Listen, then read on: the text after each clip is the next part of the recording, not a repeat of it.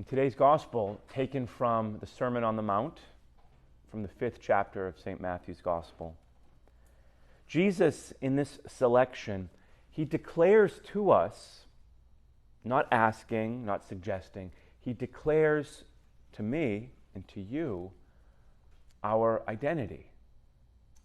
That you are the salt of the earth. That you are the light of the world. Which means our identity is caught up in our capacity, our ability to transform the world. To be transformed, to be changed ourselves, and to be a person, an agent of change and of transformation, of reform, of renewal in your own family, in your own community, and in the world. You know, salt, in this metaphor, it seasons, it changes food, it makes it better. You know, these metaphors of salt and light are familiar to us. You know, we've heard this many times. But they offer a real challenge. Because it's easy for us to think that this task of being salt and light, this task of being a saint, is for other people.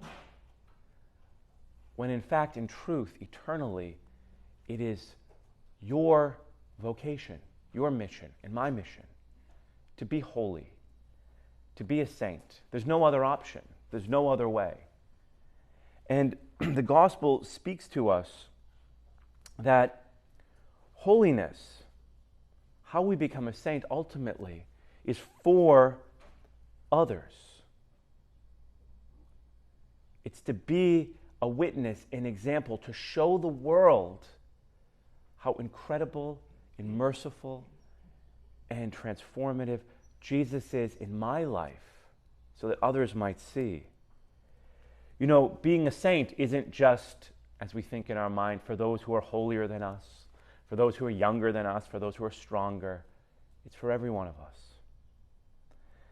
And so we first become salt and light by recognizing, and this is easy, we take time each day in prayer and reflection to recognize the ways, big and small, that God works in your life.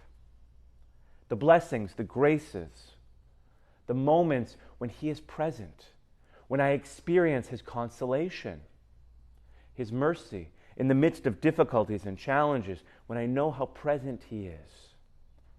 And the more I think about it, the more each day I reflect, the easier it becomes in subsequent days to recognize that He's always with me, that I'm never alone, that even in difficult moments, Jesus is with me, because He said, I will be with you always, even to the end of the age. And He says what He does, and He does what He says. And so He is with you. And the more we recognize that, we realize that He knows and desires me, and He knows and desires you. And that's the first step of how we become that salt and light. And the second is we start to tell other people. And it's not about being annoying or sort of haranguing or sort of shouting to everyone, oh, let me tell you how great and holy I am.